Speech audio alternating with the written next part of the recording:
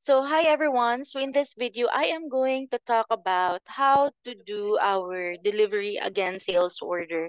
So we can only do this one if you have created your own sales order entry so that we can create a delivery versus on that sales order. So the first step that you have to do, of course, is to log in into our back office interface, tap the sales module here, and then select delivery again sales order.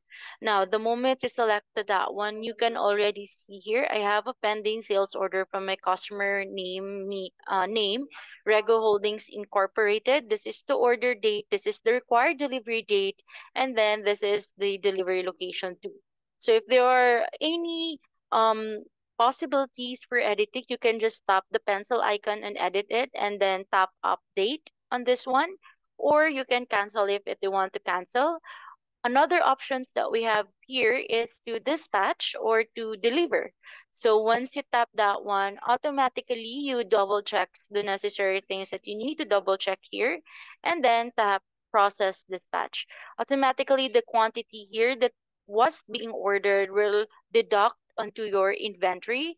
So tap process dispatch, and this will create a delivery note or delivery receipt. So this is what it looks like with our delivery receipt. You may able to download this one in PDF file, or you may print this one into a document type of printer.